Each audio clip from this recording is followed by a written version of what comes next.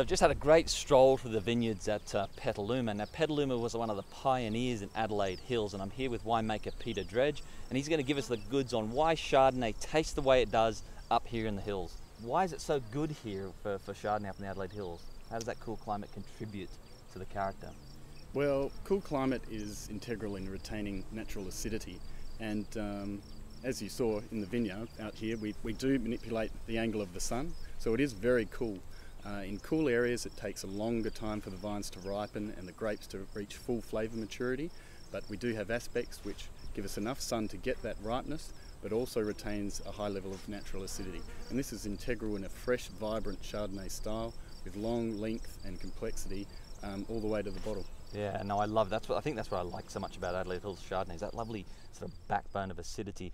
But do you think there's a specific flavour that Adelaide Hills is imparting? Or I guess with all these different aspects it must be difficult to sort of pinpoint a certain flavour, but is there something that you think is specific to Adelaide Hills? We source our Chardonnay just from the Piccadilly Valley. It's the coolest valley within the Adelaide Hills, and over the years a lot of people have said they've seen a lot of white peach, so stone fruits, nectarine, these sort of fruits, but on the whiter side, the high natural acidity side. Very fresh, very long on the palate. That's fantastic. I mean, it's such a stunningly beautiful area. And I can see as we go through the vineyard here, you've got all these little pockets, these individual vineyard sites, and one thing that I've always found fascinating about the great vineyards of the world, all those different sites quite often impart a certain flavour. You know, the French refer to as terroir. Is there a specific terroir in these vineyards here that you particularly like? We do think Piccadilly is particularly unique. We source from around 7 distinguished vineyards. So by vineyard, I mean you can look at the rolling hills just here. So this will be a parcel which we'll produce separately. Just over the back of the hill here is another parcel we'll produce separately. And we have very different soil profiles through here in the Adelaide Hills. It's an ancient upsurge. We have a huge variety of soil types, and also in undulation as far as gullies and natural altitude as well. So you start to build a complexity.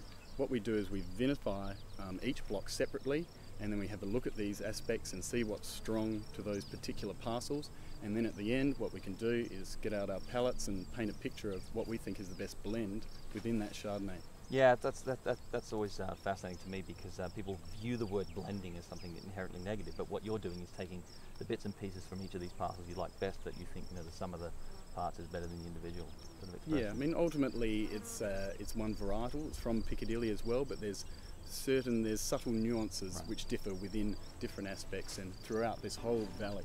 And what we try and do is, you know, we're fascinated by it. We take it to a very small level, but in the end that gives us more options at the end to try and hone in on that perfect Chardonnay.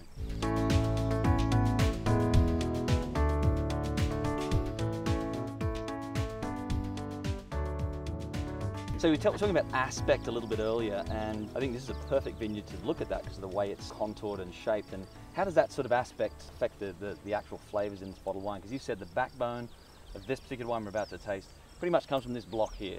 It does. We're right in the heart of the Petaluma Chardonnay here.